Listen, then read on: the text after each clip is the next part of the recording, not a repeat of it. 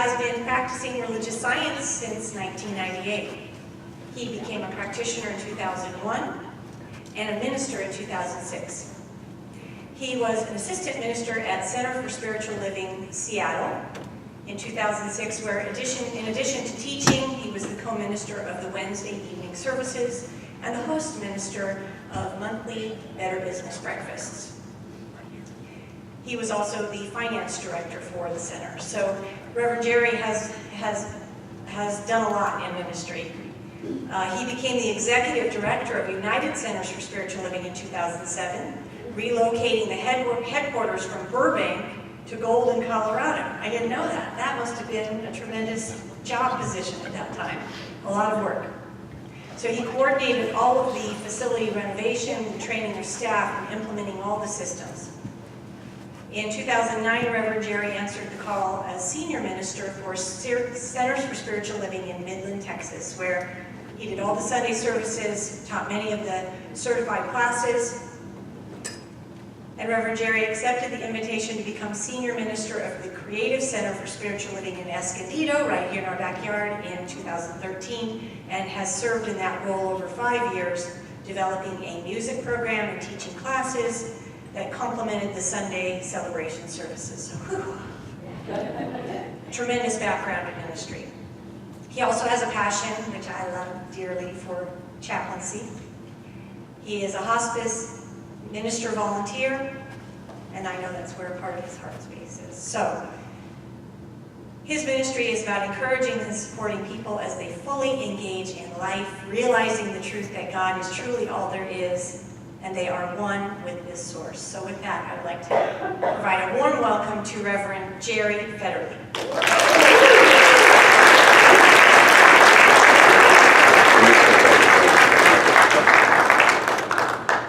Thank you, thank you, thank you. I really appreciate all of that.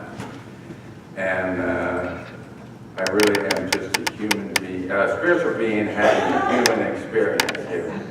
What I really love, since this is the Thanksgiving season, is what I notice about the announcements.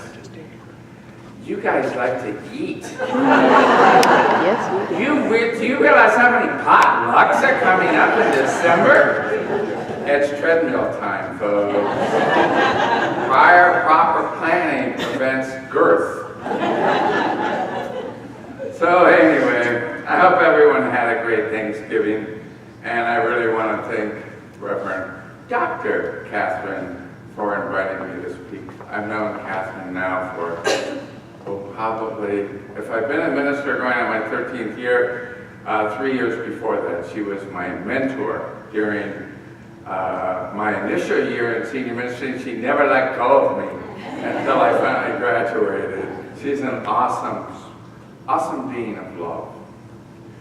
So I do hope each one of you had a lovely and a wonderful Thanksgiving.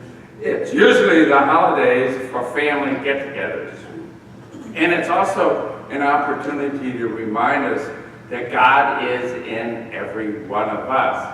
Even when Uncle Harry starts acting out in all the ways you don't like, you get to accept it and embrace it and love him for who he is. Because there is God in Uncle Harry, just as there is God in you. And that's what I'm most grateful for, is this time with families and remembering all of that. So I had a great Thanksgiving. My husband and I went up to Northern California, Truckee, to spend Thanksgiving with my son and his family. We started a tradition last year in which the grandparents, both sides, get together and we have this family time together.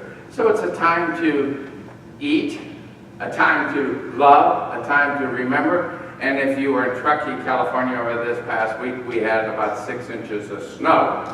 So my son made sure we had plenty of warm clothes, and we went out and made snow angels. I rode a toboggan run down that took my breath away, and it was all great fun.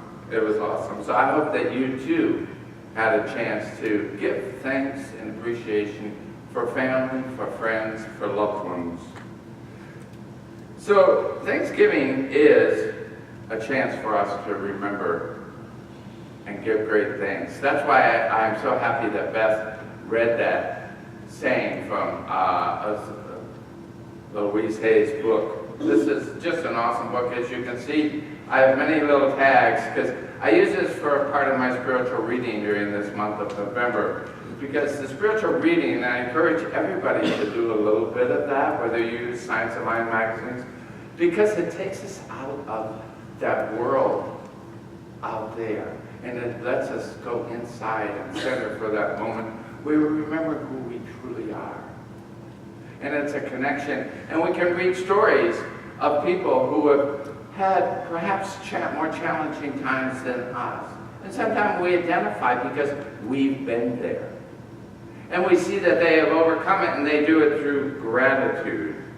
So my hope today is that you too get a sense from the message that regardless of appearances, there is good for us. There is God in every moment, regardless of how we view it. And when we remember who we truly are and come back to that center, we give great thanks and we give great appreciation. So, Dr. Sharon Shroud, in this book, founder of the Celebration of Life, said, "I have discovered that gratitude is a way of being. When we become cognizant that everything in this life is a gift from the universe, and what we make of this thing called life is our gift back to the universe, our awareness is deepened." So when we give thanks and gratitude for life, it enriches us. And for me, at this time of the year, it's just really profound.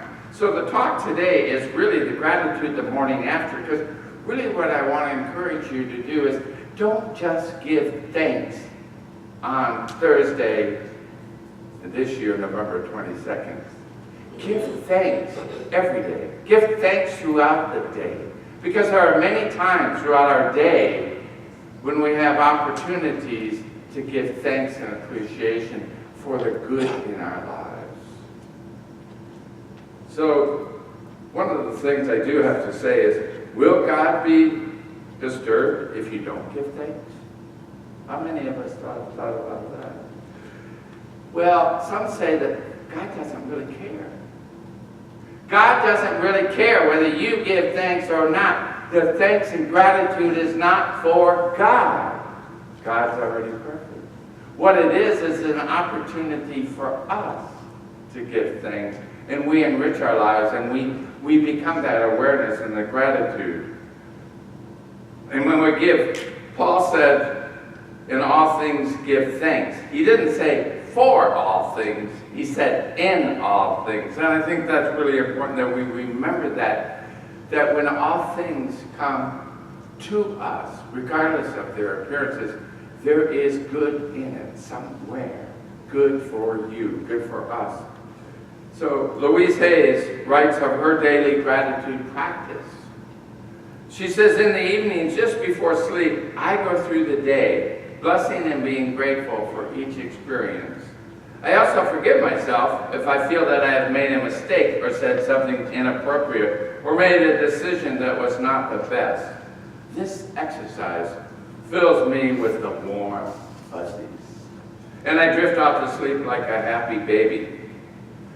Do some of you practice that? I know for me, when I've had a day that maybe I didn't do exactly what I wanted to, and sometimes the words get out of my mouth and I can't get them back. They're out there. I know I'm the only one that does that.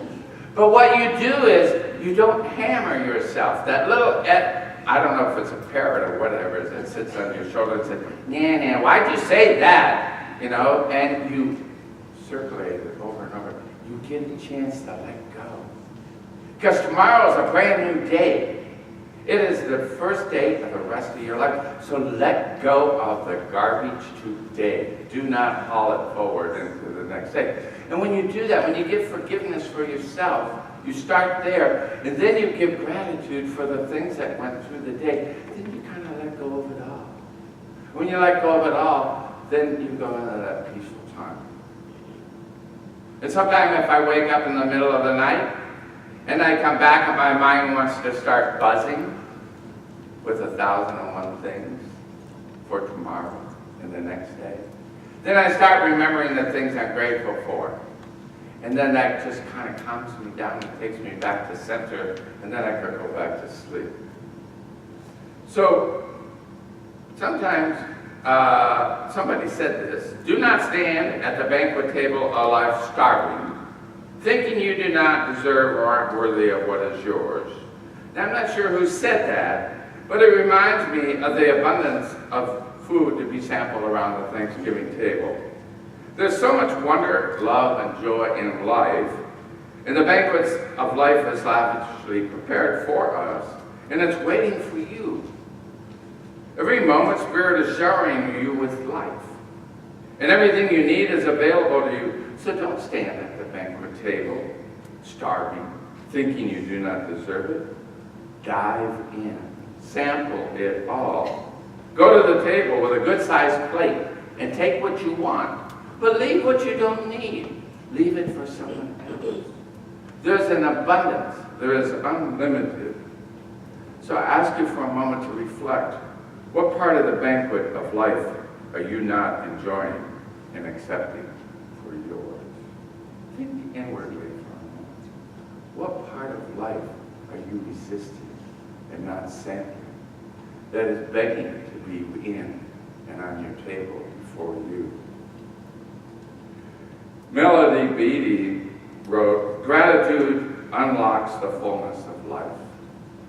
It turns what we have into enough and more. It turns denial into acceptance, chaos into order, confusion to clarity. Gratitude makes sense of the past, brings peace for today, and creates a wisdom for tomorrow."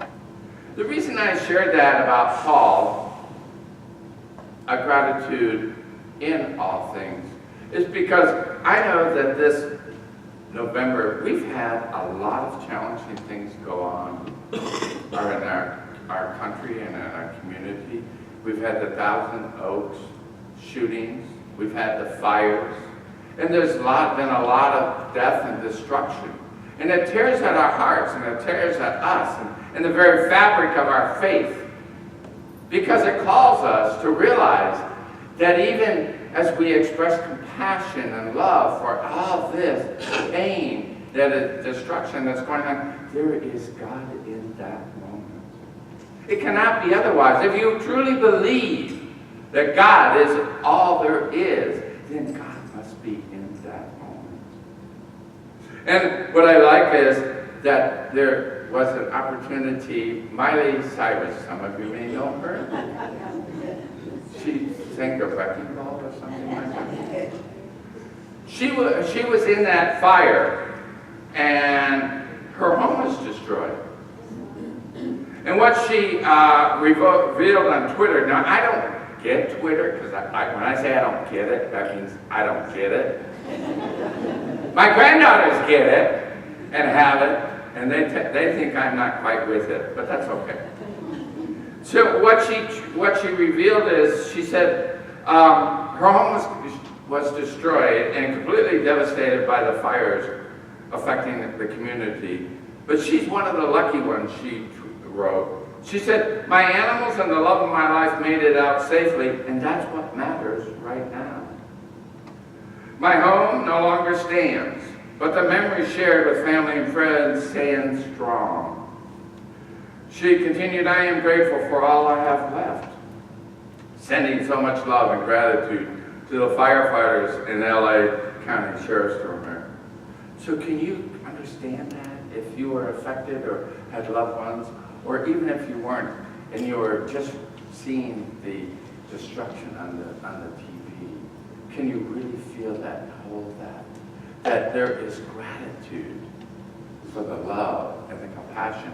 And there are lessons in that. Not that lessons in life should be hard, because I don't believe that. I believe we're meant to be happy. But what I know is that in all lessons, there are good for us. And this was demonstrated recently for me. I went to China in October. My husband is Chinese, and he had to go on a business trip. And so his fare was being paid for, so we only had to pay for mine. And I had been taking Chinese lessons in anticipation of sometime going. And so I went to China with him. We went to Shanghai, and we went to some other cities in Beijing. And it was while I was in Beijing that he was showing me China. Now, China through his eyes is so different than I had ever experienced it, because this was his country. This was his love, and he was so excited to show me all these various things and introduce me to friends who just added to it. It was funny because I would practice my Chinese on his friends, and they would look at me like, what? And he understood me, and then he would translate for me what they said. So that was fun. It was good. Well, in Beijing, they have what they call the hutong, which are basically used to be homes down little alleys. And I mean, not even as wide as that row of seats. And they turned the lower levels into shops, and they turned it into food. So my husband's Americanized name is Gino, because he has curly hair. For Chinese, that's a little unusual, but he does. Anyway, he's so excited, and he says, oh, I love Beijing Bochong food. I love it, I love it. And he kept sampling all this stuff off of the vendors. I don't do well with that kind of food. I like to eat in restaurants. My stomach says, don't do that to me. But he was so excited. He said, try this, about the third time. I said, okay, I did. The next morning, he was fine. Me, not so much. We took a train ride down to Shenzhen, which is down near Hong Kong, and I was going to go to Hong Kong the next day or so. On the train ride, I kept feeling worse and worse. By the time we got there, I knew I had full-blown food poisoning, because I've had it before, and it had all the symptoms. So I thought, well, maybe I can get through this. I practiced acts of denial. I kept saying, no, it's not. But there was a little bit of persistence that existed. So eventually, I had to come home. I started to have some pains, and I was worried about what it might do to my body. So while I regretted leaving before I had a chance to go to Hong Kong, what I knew, and gave thanks that we were able to get me on a plane right away and get back, is that I could go again. I have a 10-year visa that I can go back to China anytime. And so I know I could do it again. So I let go of that regret. I got back, I got some, what they call Cipro. It helps, it's a strong, it'll knock out anything. And it had me back up walking within about a week. But what I knew is, and the good in this, because there's good in this story, is that when I was sick in China, I gave up a couple of addictions I had. I used to be one of those who could not exist without coffee within the first 30 minutes. And that usually was followed by a second bolster. And coffee just was not good. What I found out is green tea was really good. And so I started drinking green tea. I used to drink sodas. Now I know that there are all kinds of things about sodas aren't good for you, but I didn't care. I have a science of mind attitude that if I believe it's good for me, it's okay. But it was not good when I had food poisoning. Sodas were not good. And so I stopped drinking them. And the other thing is, I have a sweet tooth. I wear some of it yet. But I used to eat candy frequently. I don't know if I was a sugarholic, but I was definitely like my sugar. I like sweets. That was not good either. The good in all that, since I've been back about 6 weeks, I've had no coffee, no sodas, and no candy. I can't, and I lost 10 pounds. So there is good in everything. You just have to look for it and be open to it. So that's why I think that life is really good. And I want to ask you about Thanksgiving. Think about it.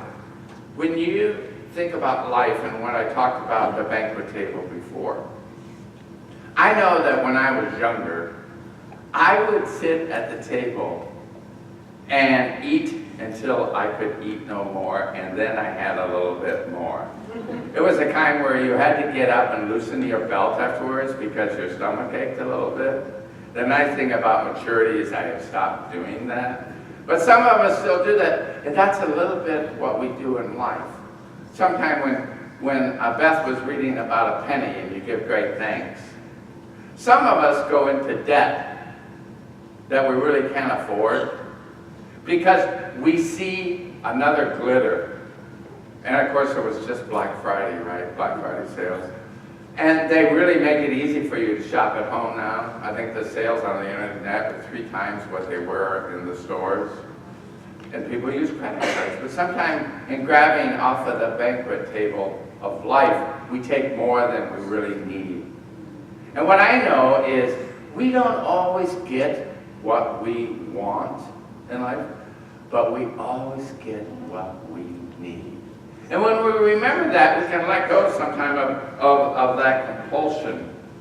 I know that when I think about that banquet, I remember, and I don't know how many of you can identify this, but when I was a kid, we had the big table at Thanksgiving, which was in my mother's dining room, was a big old oak table. And it would seat normally about 8 of us, but when you put leaves in, or like little shelves, and you made the table bigger and bigger and bigger, that was all the adults. The kids' table was in the kitchen where there was linoleum floors for easy cleanup.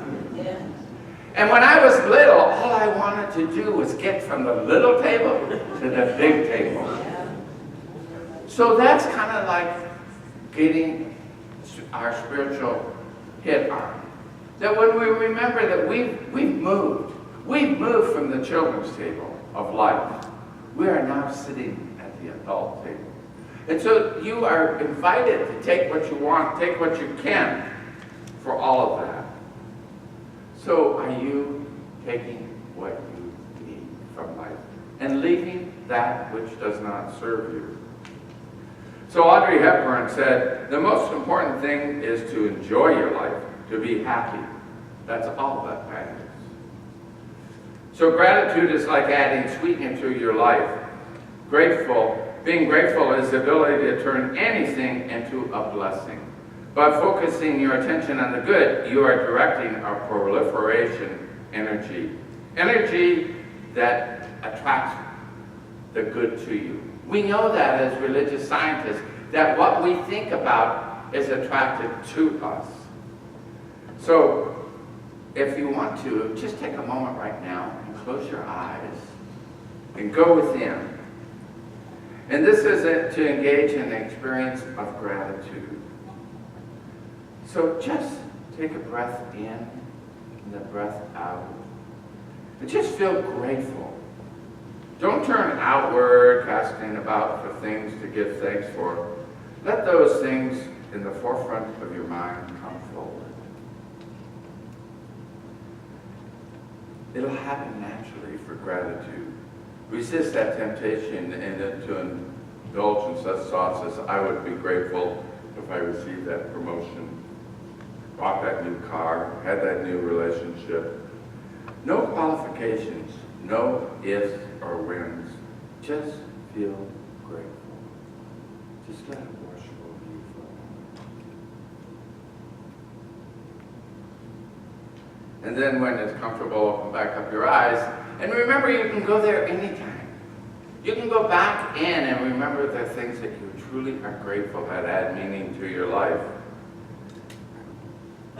When I was a chaplain intern at Sharp Memorial, I used to do a teaching session for patients who were allowed into a community area. So once a week I would do a teaching on joy and laughter and gratitude even. And I used to study by Robert Emmons, who wrote a book about thanks. And what he writes about in there, gratitude has significant health benefits. There's studies that show that there is a reduction and heart attacks for those people who practice gratitude. And so he had some different helpful hints, and I'm only going to mention 3 of them, but one of them is keep a daily gratitude journal. I remember about 25 years ago, I was going through a particularly troubling time in my life in a summer, and I happened to watch a Oprah Winfrey program which talked about keeping a gratitude journal. I went and bought a journal, and I started keeping a gratitude journal, and every day I wrote 5 things that I was grateful for that day. By the end of the summer, my life had turned 180 degrees. I truly believe that gratitude, giving things, whether it's for a penny or a kindness of a stranger or a smile, will start changing your life because you start reflecting differently on it. So you just start changing. So about giving gratitude and attracting good things, I'll just share one more personal story. And that is, when I was having fun up with my son and his family, I did need to come back here, because I think Reverend Catherine was kind of counting on me being here today. So I couldn't say, I'd call her and say, I'm sorry, I'm snowed in. But they did have change required on Friday, but not on Saturday. I had change in the car, but we made it up and over the summit. So my plane was for 7:50 at night, because I had no idea. But that means I would get in after 9, which means by the time I got home, I like to practice my talk, and I like to rewrite things and do things like that. And I thought, I'm going to be up late. So I thought, maybe I can get to the airport early. Well, I did. I got to the airport at 2:40. Now, many of you have traveled to airports. There's always a long security line, right? There were like 2 people in front of me. I was through the security line, and at the Southwest gate, where they have a big rotunda in San Francisco where there's, I don't know, 10 different gates. And I walked up to the station that was empty at about 10 to 3, and I said to the flight attendant behind us, I said, is there any chance I can get on that 3:30 flight? And she said, let me check. She pulled up my name, and she said, I have 1 seat left. And she said, because it's a holiday, we aren't charging you for the change, and it's free for you. So to give you some idea, just a little bit further, I was C31. Now, if you've ever ridden Southwest, you know that's the end of the line. I was the last one on that plane. Well, I happen to have preferences about flying. I like to fly on the wing, in the aisle, where I can stretch my legs.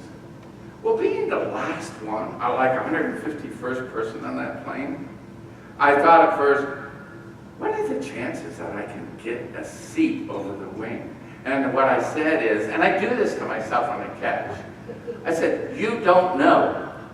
You absolutely don't know, and you are open to receive. And I thought, well, what about my luggage? And I thought, you don't care. You got a tag on it. If they check it, they check it. I walked on the plane. I said hi to everybody, and I gave gratitude for being on the plane. I walked down the aisle. Bin number 9 had space for mine. That's just before you get to the edge of the wing. Seat number 10 had an aisle seat open, the last seat. So I sat down and said, thank you. So I have to tell you, gratitude works and really attracts. And what you do is that little bit like I just did, where I said, I don't think there could be a seat. You have to let go of that, because that's limiting. You have to say, life is a mystery. You do not know. So be open. So one last little piece about my air thing. So about halfway down, it takes about an hour and 10 minutes. The plane does this. And the pilot comes on and says, fasten your seatbelts. We're having a little turbulence, and it's going to be the next 30 minutes. The flight attendants are going to come through and collect all the drinks. Put your tray stations up. Put your seats up. And I thought, oh, that doesn't sound good. I mean, who likes to really hear that kind of an announcement? I don't. So, but what I did is, I said, okay, there's got to be a lesson in this. What's the lesson? I said, the lesson is the remembrance of my faith, that God is for my highest good. And that I don't know what's going to happen because I don't know about the outward appearances, but I know that there is good in this, and I'm remembering my faith that it's not what happens to me in life, it's how I deal with what happens to me in life. The plane leveled out and got quiet. We just cruised on into San Diego without another bump. Now, I'm not saying that my prayer made the plane fly. I think they had some great pilots. I gave up control. But it is just an awesome remembrance that God is always there, always out for our highest good. We just have to be open to it. It's an invitation. I'm no different than you, and you're no different than me.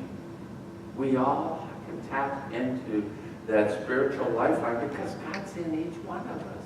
It cannot be otherwise. So let me just close with this last little quote I have, and I don't even remember where I got this. I just like it. It is, being grateful for your good is easy. Being grateful for the good you know Spirit is showering you with also is pretty easy to learn. It's also important to learn to be grateful for those who irritate you, situations that trigger you, and things that you wish were different. Each one is teaching you something. Be grateful for the situation invites you to be grateful for what you are becoming aware of, which leads you to be grateful for the new truth you absolutely already know. Thank you.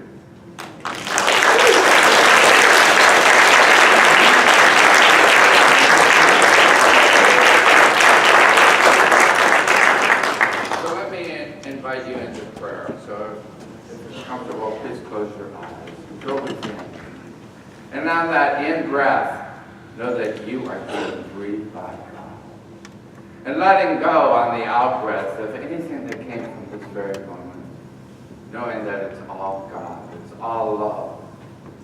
And I give great thanks for this realization that I know that God is all there is. There is this one life. It is my life. And I know the same truth for you, that you are one with the divine, and it is your life too. That we are all connected by the commonality of the thread of Spirit.